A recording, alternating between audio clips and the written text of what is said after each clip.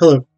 So this video is a performance review of Eve Ensler's The Good Body, performed by Sock Buskin Theater Company. I want to say first off, this was a charity performance. Charity performance is maybe a bad term. It was a benefit performance, maybe is a better way of putting it. So the proceeds of this performance went to benefit Center Safe, which is a women's and community shelter providing resources in the State College Center County area for victims of sexual violence, domestic violence, things like this. And they provide a ton of great resources. I'm going to put a link to their website down in the description.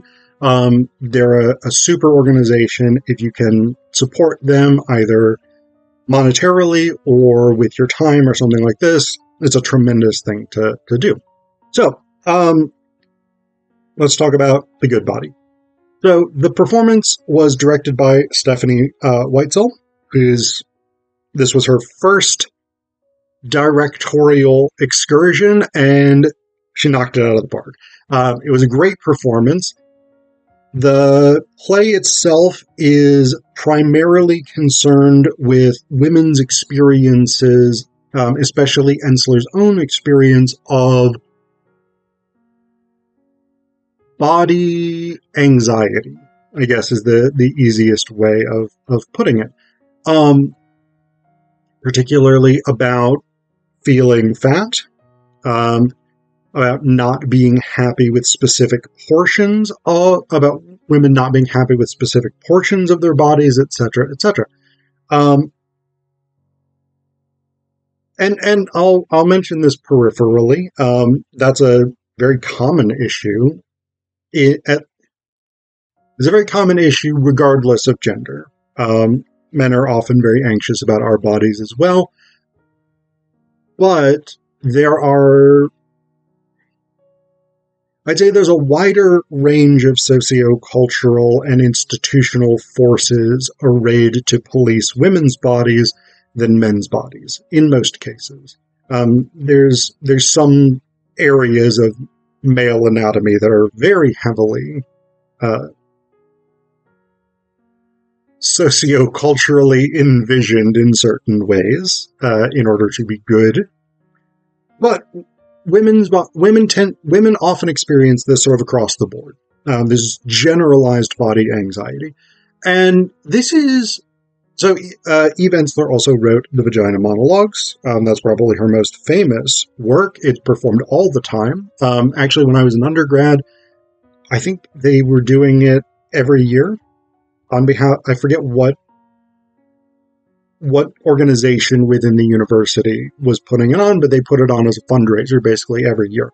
I went to it, I think, twice in my 4 years at undergrad. It's incredibly popular. The Good Body is not as commonly performed, I think, but it actually is working through similar kinds of issues. These questions about how women experience their bodies, the sort of physical anxieties, or the psychological anxieties that go along with physical existence.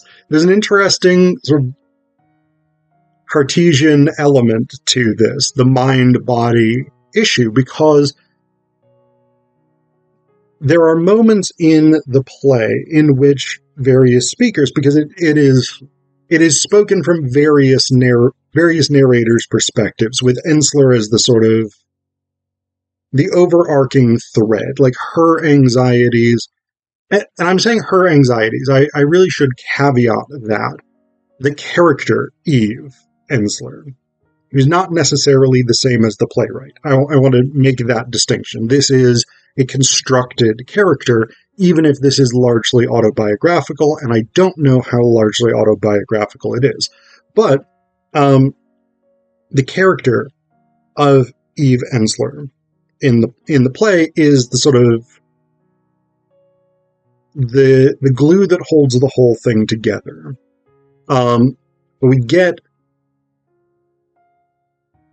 often sort of monologue portions by a bunch of other women. Sometimes they come very close to this sort of recognition that the desire for a good body or a perfect body or whatever it is in fact a desire for something else. It is a desire for some sort of psychological fulfillment. This is my Lacanian side coming out, by the way.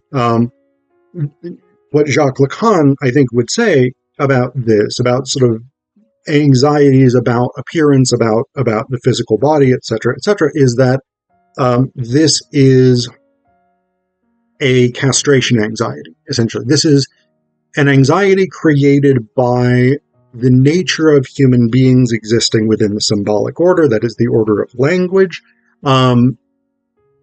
in which we inherently feel incomplete. And so we pursue what he would call the objet petit a, or the objet a sometimes. And this is a specific thing that we as desiring subjects perceive would complete us. If I get this thing, if I lose 10 pounds, if I don't know, these are my own, I'm not that body insecure, generally speaking. Like, I kind of accept that I'm fat and I don't have very much hair. I just accept that about myself at this stage in my life. That was not always the case, and it doubtless will not always be the case again. But these are the sort of things, right? If I lose 10 pounds, if I had more hair, I would feel better about myself. And to a certain extent, that's true. But what Lacan, I think, would say is that is the objet petit a. That is the thing that you pursue because you are a desiring subject. That is not in itself a thing that will make you feel the way you want to feel. And that's part of the reason why so many of these desires end up being abstract, right? If I were thinner is not a measurable goal, is it? No. If I had a better nose, if my teeth looked better, if my face were tighter. I don't know what the specific term would be that sort of drives you to get a facelift, whatever it is. But you know what I'm saying, right? This idea that I'm setting up an abstract goal. And because it's abstract, because it does not have a specifically defined terminus, it doesn't have a specifically defined endpoint, it can be pursued endlessly. It can always be thinner, because I don't think that I'm thin enough. That sort of thing, right? And this becomes a actually major psychological issue, and a lot of the women in this play are working through that.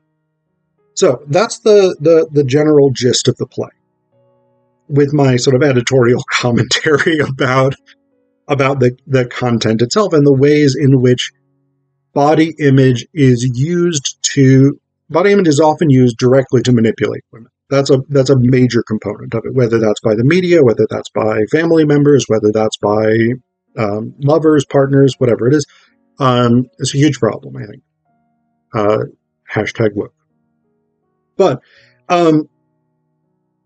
the actual performance itself, because this is basically a performance review, the performance itself was really, really, really good.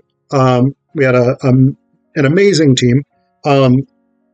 There's basically two Eves in the play. There's Eve, who's predominantly sort of a narrator, and there's Eve, who's more of an actor.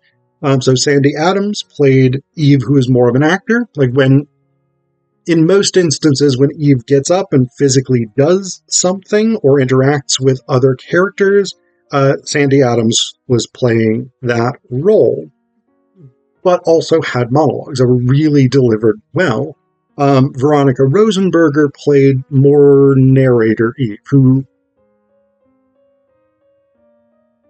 a lot of her narration was about the sort of internal anxieties that the character Eve experiences, and sort of setting up memories that lead into other women's memories and experiences. One of the main performers, one of the people who played the most different roles throughout was Jessica Karp, who's really, really good. I've seen her in other things. She played, I don't even know how many characters, probably at least half a dozen, probably, from a sort of Puerto Rican woman who was concerned about her spread, basically sort of cellulite, I guess. I'm not sure exactly what this term means in this context. To the founder of Cosmo, to an African woman from, I want to say, Kenya. I think Kenya, but I don't remember where they said where they said she was from. So she played all of these different roles, very, very good, and she brought these different energies, different styles, different structures to each of those characters. They felt like different characters, which is really, really good. Another performer who actually played fewer distinct roles, but had a really major performance element, was Michelle Rodino Colcino, who I've seen in other things as well. Really, really good as well. Her longest portion, she had some small bits and stuff, but her longest portion was this monologue by an Italian woman who had this ambivalent relationship about her breasts, because when she was younger, before puberty, she felt great about her body, right? She was faster than anybody else. She ran faster than anybody else. She could climb trees. She could play and do all these things that the boys could do. But then she developed breasts, and all of that became harder, and she started getting sexual attention, basically, from men. And this is one of the places where there's sexual violence. In this instance, it's not clear that the character sort of perceives it as sexual violence, but definitely statutory rape, sexual assault. Because her mother's boyfriend, basically, it's not clear that they have sex as such, but he starts touching and licking her breasts. And so we've got those elements going on. And it's a really, really complex monologue. And Michelle did a great job with it. She really brought that character to life and gave us those ambivalences about the character's experience. And then the fifth member, I'm terrible at math, terrible even at counting. So the fifth member of the cast was Jackie Giannico, who I don't think I've ever seen in anything before, but she was great. And one of the things that was really striking about Jackie's performance is that she had monologue parts, right, where she spoke as these different characters. She did a really good job with those, but also she had these bits where she was sort of in support, and she was acting silently, right?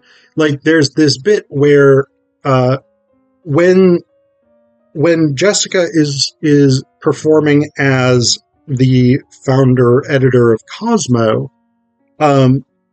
Jackie is performing as a model. So it's this Christmas shoot. So she puts on this sort of Santa jacket thing, and she's, modeling. I'm not a model, first off, as you can probably tell.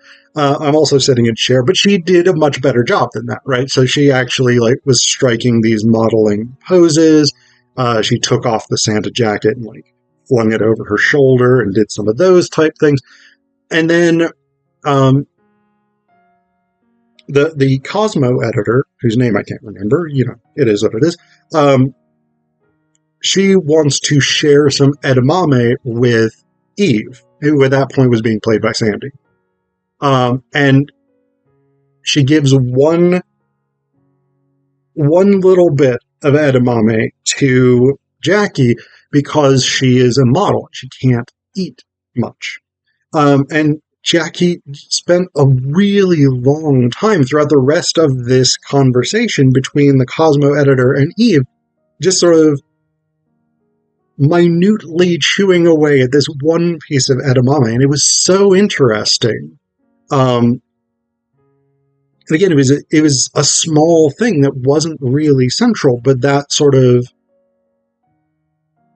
that silent peripheral performance. I often find those really, really fascinating when somebody is on stage and they aren't the center of attention. What are they doing? And Jackie was amazing at that. She was really, really good at it. So it was a great production all around. The other thing I do want to mention about this, and this is back to the content of the play itself, not a critique of the performance whatsoever, but I do have a big issue with the play because it utilizes what Edward Said would call Orientalism in a really problematic way, in my view. In fairness, there's no good way of a text or a performance using Orientalism, but Orientalism, in Said's interpretation, is basically this sort of otherization of exotic cultures, particularly from the global south. So Eve goes to Africa and she meets this woman who is an anti-female genital mutilation activist, and that woman is like, no, I don't have body anxiety. I love my body. Look at my body. It's great. It's mine. It's the only one I have, and I love it.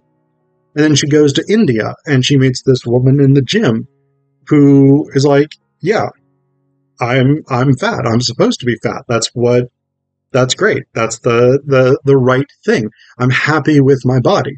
Yeah, I go to the gym, but I do that so I have more energy. So I'm more upbeat. I'm not trying to get thin or something like this. So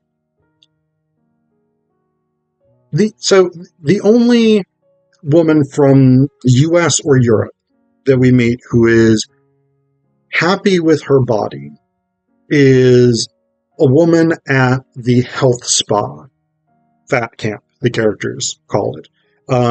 Played really, really hilariously by Jackie. And this woman is sort of proud of her body, but she has also chosen to go to this health spa, the objective of which is to lose weight. So, and she has gone to this place that she really clearly does not like being. She doesn't like the restrictions. She doesn't like the sort of body shaming that's involved in it. And so we have no Western examples of women who are happy or content with their bodies. But we have these two examples from the global south. Part of what happens, part of what Orientalism involves, is this attribution to people in exotic cultures of sort of mystical wisdom or greater connections to nature or something like this. And the fact that in this play, the only people that Eve encounters who are happy with their bodies come from the global south, and the fact that the only people she encounters in the global south are happy with their bodies is, I think, a version of Orientalism. This idea that, people in the global south, people in these exotic cultures, these foreign cultures, they've got it all figured out because of their whatever it is, ancient wisdom or some shit like this. And the reality, of course, is that this is a sort of fantasy created by people in the global north, and it's not the most problematic necessarily way of treating people in the global south, but it is nonetheless problematic because it envisions people in the global south as less modern, less developed, in some ways even less sophisticated, arguably in some cases even less human than people in the global north. And I think it's incredibly problematic. Orientalism is a major, major problem in terms of how we see people in other cultures. again, not a critique of the performance. The performers did an amazing job. Stephanie Weitzel did an amazing job directing. There's an issue with the play itself.